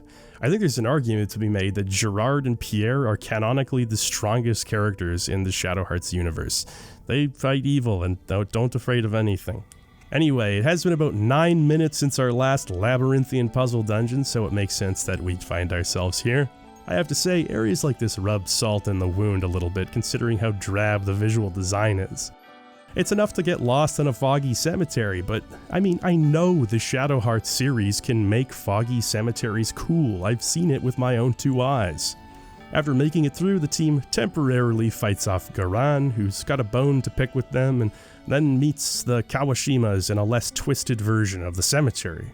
The grave they're visiting belongs to Yoshiko Kawashima, a rival turned ally from the previous game, who's incidentally based on a real-life historical figure of the same name. Yoshiko was Naniwa's daughter. She worked closely with Kato, and perhaps her death is what led Kato to change his career so drastically. With Nikolai imprisoned under his watch, Kato works to harness the power of Astaroth inside of him, a job he's ill-equipped for. A fragment of Astaroth manifests, escapes containment, and runs amok in Japan.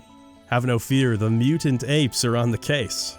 This whole thing feels like a Japanese TV series from the 60s. I absolutely love how cheesy and over the top it is.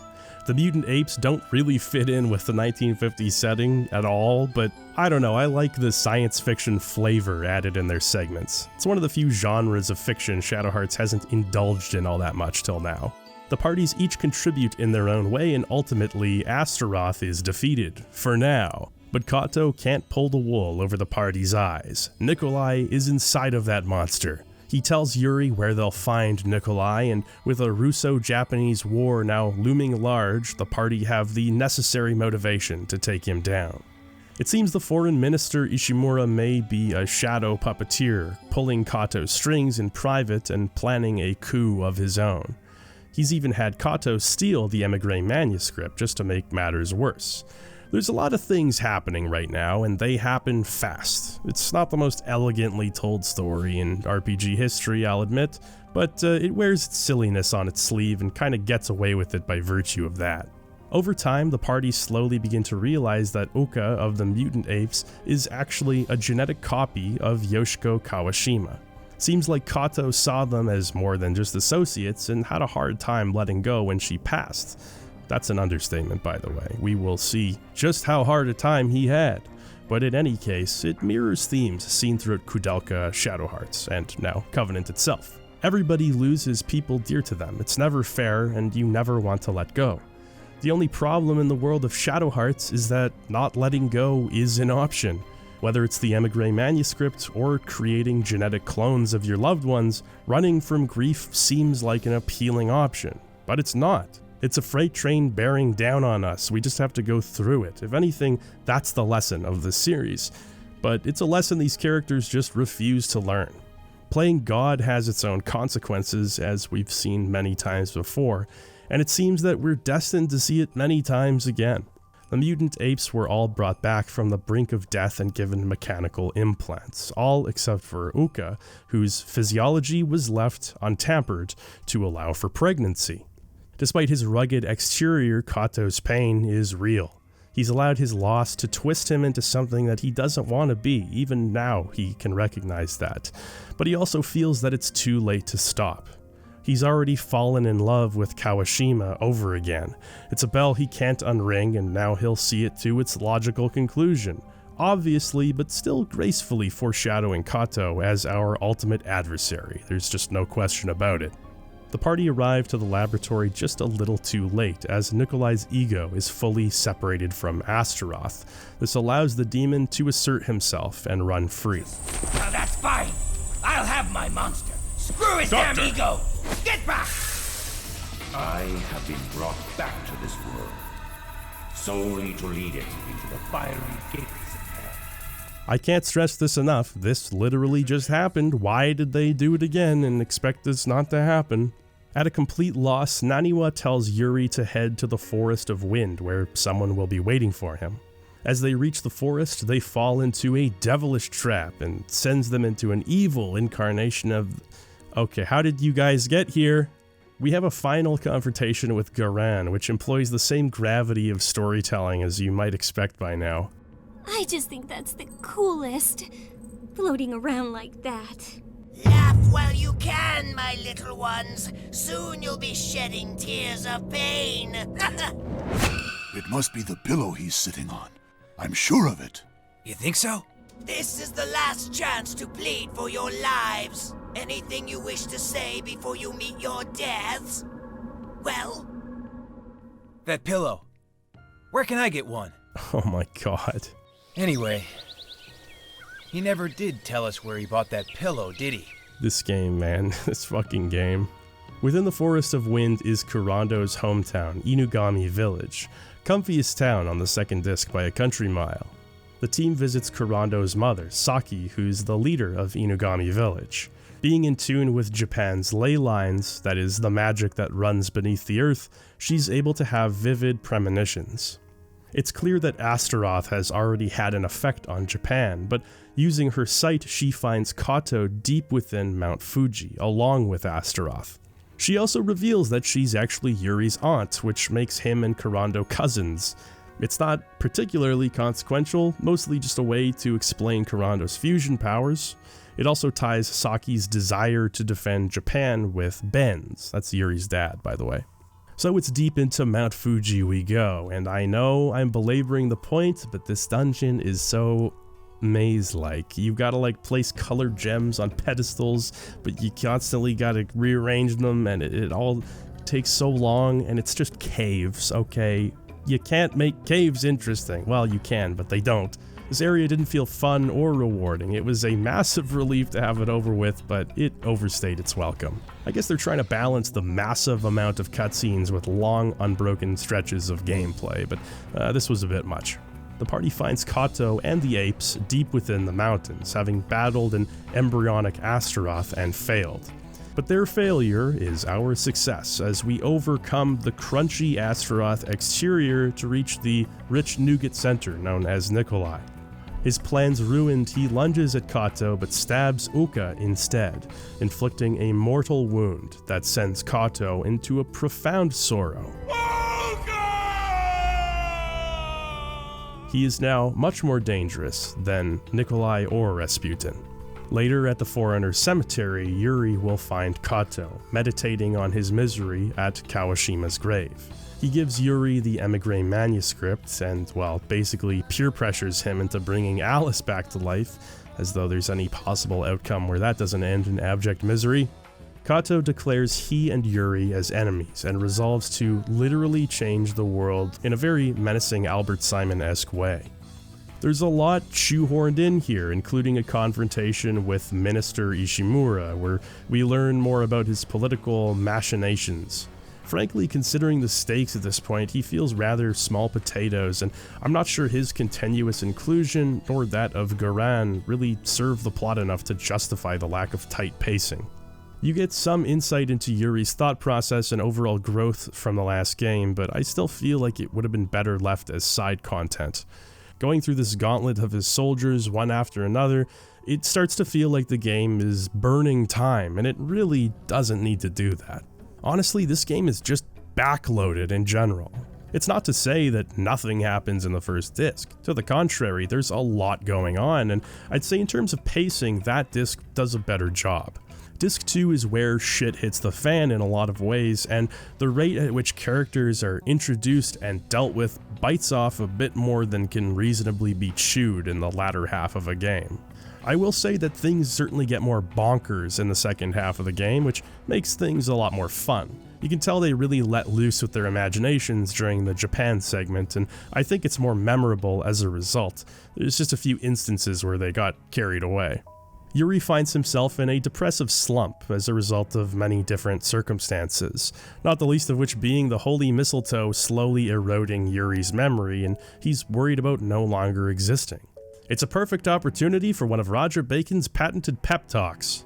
He talks about his 700 years on this planet, the uselessness of regret, and the importance of laughter and joy in the face of sadness. And then he offers to bring Alice back to life, and it's like, no, don't do that. Can't a single dead woman in this series just rest in fucking peace already? I mean, on the other hand, we have Karen, who's now outwardly professing her love for Yuri. Yuri's all but said he feels the same way. He gave Alice's cross to Karen. Although the fact that Alice's last name is misspelled on her grave does call into question Yuri's devotion. Regardless, it really seems Yuri is poised to move forward with his grief. He can find reasons to love again while still honoring the person his heart belonged to. There's a lesson to learn, so why? Why can't we learn it? Well, this is the new and improved ritual, which promises to have no real side effects for resurrection. It requires a moon crystal, which acts as another diversion as we go through a Resident Evil-esque mansion to find it. The moon crystal is pilfered and Roger Bacon installs it into his revival device. He starts the machine, engages in the ritual, and thankfully, it doesn't really work. Alice is revived long enough to tell Yuri that she loves him, and okay, it's actually pretty sad. I suppose the temptation of seeing a deceased loved one again is too much for this schmuck to bear. It didn't work at all. I'm a failure. I beg the forgiveness of God for having committed this terrible sin. I swear never again will I transgress against the holy word of our Lord. He seems a little too perky, no? Back in the graveyard of the soul, Yuri is confronted by Jean, and not for the first time. Throughout the game, a burning question is asked both inside of Yuri's subconscious and in the real world. What is happiness? What does it mean? Do we need it to find meaning in our lives? Yuri's idea of happiness has historically involved some form of violence. From the moment he could fight, he fought, and that was all he needed. Then he met Alice, and the definition of happiness changed. Yuri staked his peace on Alice, and once she was lost, he regressed into his former pursuit of meaning. He became the demon of Dom Remy and fought for the town. Then he fought in pursuit of revenge for Jean. Then he fought injustice, not unlike Albert Simon, but even that wasn't enough. Really, the only time Yuri has been content through this game is when he's sharing a quiet moment with Karen, namely reminiscing over Alice with her. All of this fighting shit just disguises Yuri's true feelings. It's an excuse to constantly be on the edge of death where he's closest to Alice. It's also here he realizes he doesn't want to disappear. He needs his friends, he needs life, he needs love, even though love inevitably gives way to loss, which hurts a lot. Ultimately, for Yuri, caring about others is worth that pain. For Kato, that pain is unbearable, and he'll do anything to anesthetize it. It's a fine line that separates the two men, and an interesting look at how love and death can soften one person's heart and turn another's to stone. Yuri heads to an area known as the Stone Platform to confront Kato. Here at the Stone Platform, ley lines beneath Japan hold great magical power, if you know how to manipulate them, as Kato does thanks to the manuscript. He reveals his plan. He wants to bend space-time in order to go 100 years into the past, and guide the world in such a way to avoid suffering. This scene does a good job of reducing Yuri and Kato's ideological differences. Basically, Yuri looks to the future. Kato ruminates over the past. In some sense, that's the difference between suffering and growth. Kato enters the newly risen castle at the heart of the Stone Platform, where he'll await Yuri at its peak. There's never been a better time in the history of gaming than now to do a dozen hours of side quests. And that's because about 95% of them only unlock now. Yeah, pretty easy to miss, and a lot of surprisingly worthwhile content, so let's take a look at what's going on here. First of all, you can go back to the Neem ruins. Please refrain from clacking your heels in the air with joy. Yes, much of the dungeon is as it already was, with some new additional challenges. There's a lot of good treasure to be found in the second Spelunk, including some nice accessories and Yuri's highest level weapon if you're shrewd. You can also find a dirty magazine that can be returned to Roger when the dungeon is over.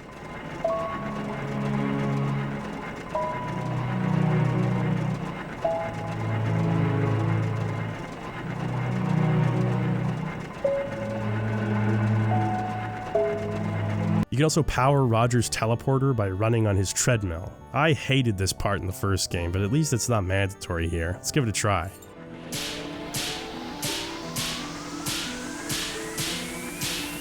Oh, I got this. I got this by the ass. Fuck, I hate the Judgment Ring. Actually, that reminds me, Covenant really tones down on the banal encounters that require the Judgment Ring. I remember in the last game, you'd have to make a successful spin just like open a door or something. Every item you wanted to buy at a discount had to individually be run through the ring. I actually said as much in my video on that game. Well, that incredibly specific complaint is actually being addressed. Now you can choose every item you want to buy and sell at a discount or bonus respectively, and just try your luck with the ring once. I had to mention it because I never would have imagined they'd make such an improvement. There are a few surprisingly story-heavy quests available at this point as well. In one case, Yuri returns to the mansion full of mirrors in order to face off against Cardinal Albert Simon one last time. The cutscene is, like those of the main story, fully mocapped and voice acted, which is impressive for side content. Here, Simon becomes Neo Amon, which represents an opportunity to grab another fusion for Yuri. It's also a nice chance to give Yuri some closure, considering Simon's been on his mind, literally, since the end of the previous game. This closes the book on their back and forth, which manifests itself as a very useful fusion monster. What makes this side quest and many others like it all the more interesting is how difficult it is to trigger.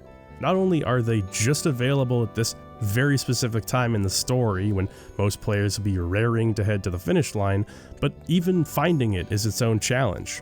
Often these hidden areas, such as the Mirror Mansion, will only be added to the world map after talking to a totally inconspicuous NPC in some podunk town you forgot about. This really reinforces Covenant's whole go everywhere, do everything, talk to everybody shtick. It can be a bit tiring to sweep everywhere on a map, but when you talk to a random townsperson and see a cutscene trigger, the dopamine alone is almost worth it. Across Europe, you can talk to witnesses who claim to have seen Lenny, meaning he survived his little drop here. Lenny, my boy! Apparently, he's actually a total sweetheart. He's nice to old people and gives his employees extra vacation time. He even taught this guy arithmetic, which is totally just an excuse to make you do math problems. Tracking Lenny down will result in him giving Yuri his jacket. While it's Yuri's best armor, that it doesn't change his appearance is still a bit disappointing. Especially when you consider that Karen gets armor that changes her appearance, go figure. Still, I felt like the whole ordeal was worth doing for the cutscenes and insights alone, which speaks to the general quality of Covenant's writing. Kurando's side quest is one of the lengthier and more extensive in the game. Saki asks him to check on the Dog Shrine, feeling that there's an evil presence afoot. The Dog Shrine epitomizes a lot of Covenant's best and worst qualities when it comes to dungeons. You have to place tiles in order to unlock new areas of this labyrinth. It's simple and enjoyable enough, full of secret items to find, but boy howdy if it doesn't overstay its welcome by the end. There's a lot of easily missable things that make it a pain to backtrack, and it's easy to get lost or forget where you've already been. As it turns out, this entire excursion is a coming of age of sorts for Kurando. Saki tells him that they must do battle in order to release his seal so that he can find his true inner strength. This unlocks the second of his 2 fusion monsters, Juten Doji, a wild form that exists in total opposition to the calm, collected samurai that he is. After unlocking both Juten Doji and Neo Amon, Yuri will find himself panicking as his memories are lost. The vestiges of his father arrive to comfort him, and Yuri bears his soul in a way that he really hadn't up till now in this game. I lived the best I could. I made some good friends. I had a woman who loved me. Yes. I wasn't perfect, and I made mistakes, but I did the best I could. That's why I don't have any regrets. It's overall a pretty good scene, and I applaud the lack of corny jokes undercutting it. Ben gives Yuri the reassurance that he's more than the sum of his parts, and even memories, and Yuri is relieved to have that final chance to communicate with his father. This unlocks a Dark Seraphim fusion monster, and overall is just a great cutscene. Main story quality, but hidden behind a bunch of optional requirements that not everyone will fulfill. And speaking of optional, there's a ton of optional dungeons you can find to unlock party members' best weapons. There's a haunted house where you've got to solve a puzzle, a Lost Woods type area where heading down the wrong path resets your progress. Undoubtedly my favorite dungeon of these is the Fortress of Regrets. In a storehouse underneath St. Marguerite, the souls of prisoners from ages past linger. They have regrets preventing them from moving on, and thankfully you can help them with those regrets. From the ghost of a man who died while taking a shit and didn't get a chance to wipe, to a scientist who can't rest until you deal with his doomsday device, there's a variety of fun little interactions and many puzzles down here. It culminates in Karen meeting the ghost of her grandmother, an amazing opportunity to learn more about Karen that doesn't really pan out that way.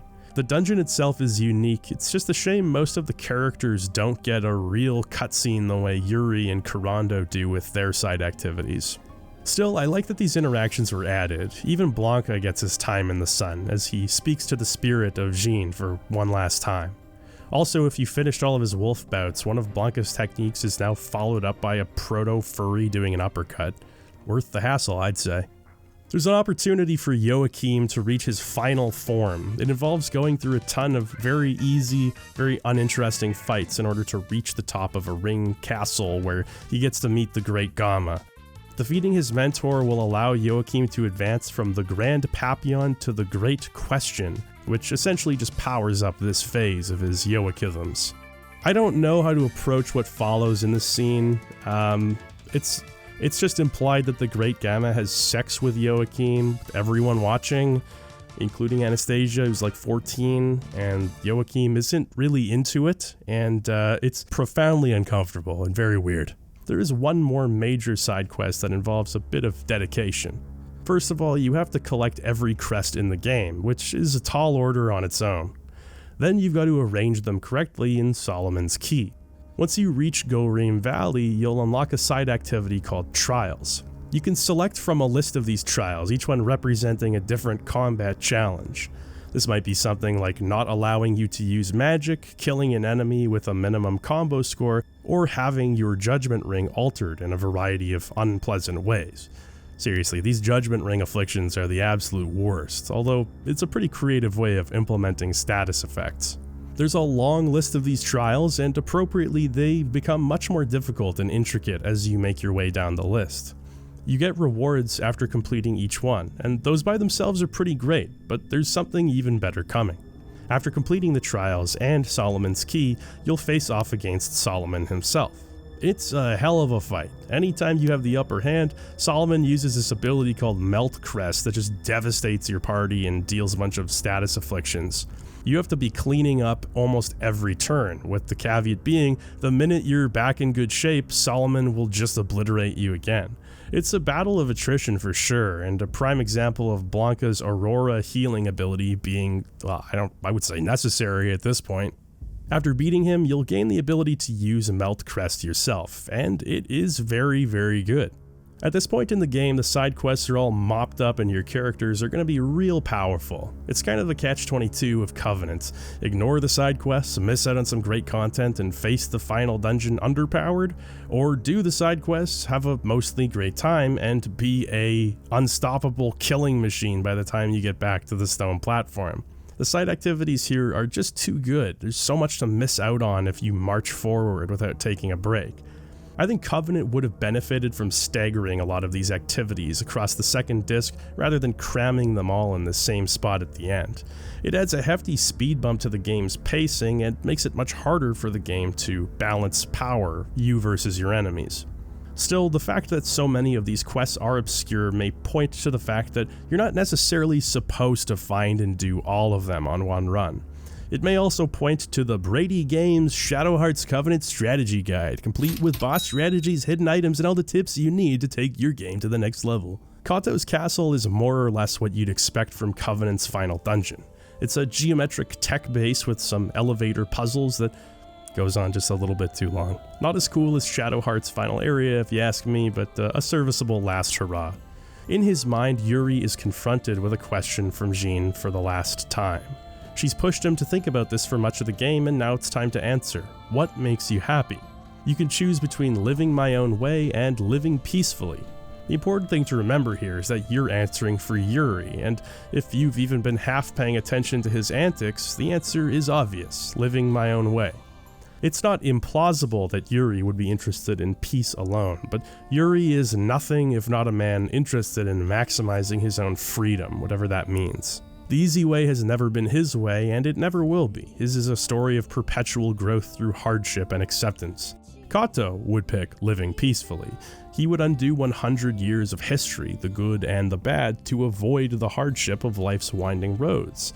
Yuri would walk those roads, and it would be tough, but he would still do it. That's why I think living my own way is the obvious choice. Back in reality, Heian and Raiden stand in Yuri's way, protecting their master out of a sense of duty. They would do anything for their savior, Kato, even die, which they do.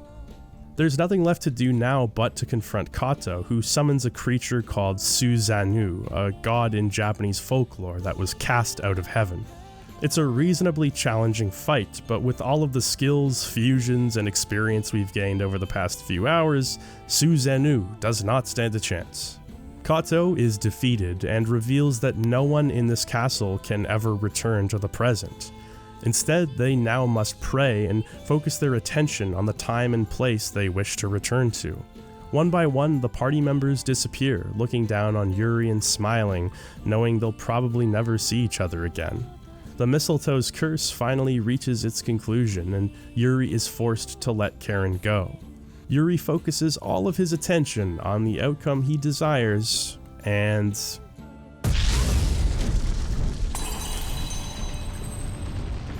he dies. Reborn as the spirit in the tree, his struggle is over, and he joins with Alice's soul in the afterlife. The credits roll, and my immediate thought is that this ending doesn't sit right with me. It's not that Yuri wouldn't want to do this, or that he doesn't deserve to be with Alice, but there's this underlying theme of acceptance and moving forward throughout Kudelka and Shadow Hearts. Yes, Yuri has wanted to die, but he's found enough reasons to live that seeing him lie down and seize the opportunity to cut his life short doesn't feel right. There's more to this than meets the eye. Meanwhile, we get a short slideshow of our other party members, the places and times they've chosen to live. It's a very truncated vision considering how long we've spent with these people. It would have been nice to have a slightly extended look at how they'll spend the rest of their lives, but still, it's reassuring to see things working out for everyone. The one exception to the basic happily ever after rule is Karen. Karen is dropped unconscious back in 1887, prior to the events of Shadow Hearts 1. She's found by Yuri's father, Ben, who finds her with a photograph of Yuri's family that won't actually be taken for another 6 years. In the photograph is a woman named Anne, who's actually Karen. So Karen is actually Yuri's mother, who took on an alias later. Yuri is horny for Karen. I just want you to keep that in mind. This information will be important later. No, not since Back to the Future has there been a story of time-traveling Freudian love that sent such a shiver down my spine. You think I don't know that? Don't talk to me like my mother. Oh my god! Now, this revelation also brings up questions of a time loop, and to that all I can say is, whatever. Anytime there's a fictional story involving time travel, the implications are manifold and theoretical. Time travel is fun, time travel is cool, but it can also break your brain if you think about it too hard. Yeah, Yuri's birth is contingent on him meeting Karen, which, you have to be born first in order to meet somebody. I'm not interested in ripping paradoxes apart. Let's just say there's some time-space rule we haven't discovered yet that allows for such a thing. What I do find much more interesting is the scene that occurs after this.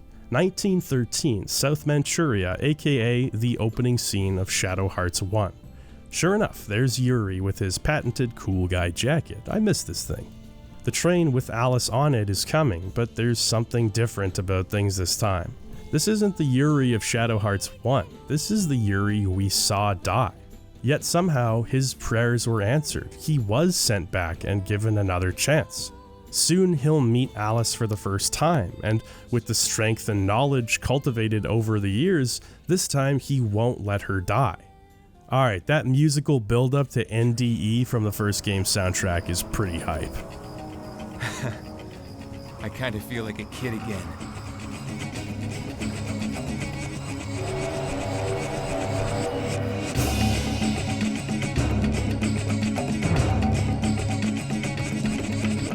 Does this ending still somewhat cheapen the whole acceptance and moving on aspect of the story?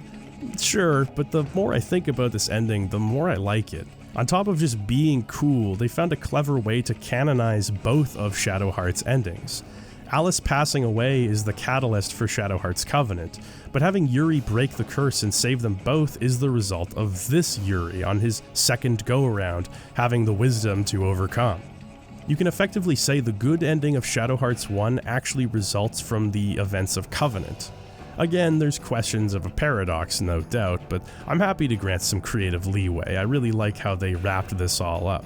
I'm not entirely clear on how Yuri died and came back, but given how ambiguously souls work in the Shadow Hearts universe, such as Yuri's father still showing up long after death, it's easy to make a concession here, else you run the risk of over-explaining and just cheapening the whole thing.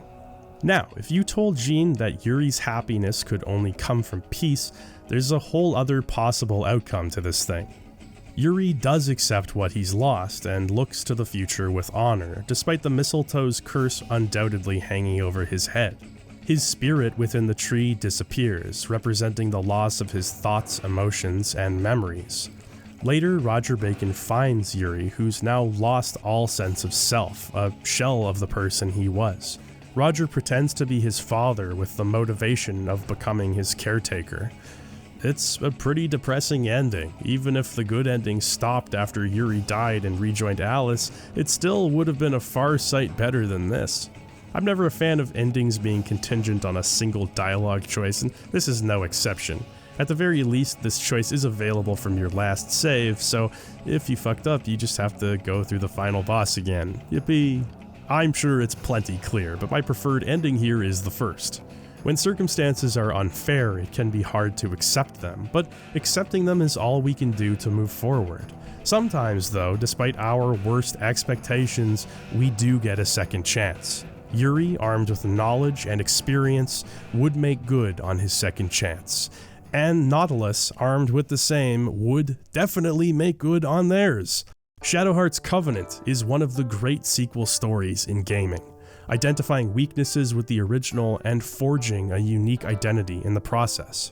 Covenant has captured a lot of hearts over the years. It's absolutely dense with high-quality content. The battle system is truly original, blending the timing-based mechanics that made its predecessors so unique, while adding layers of mechanical complexity that make it interesting as it is approachable and fun.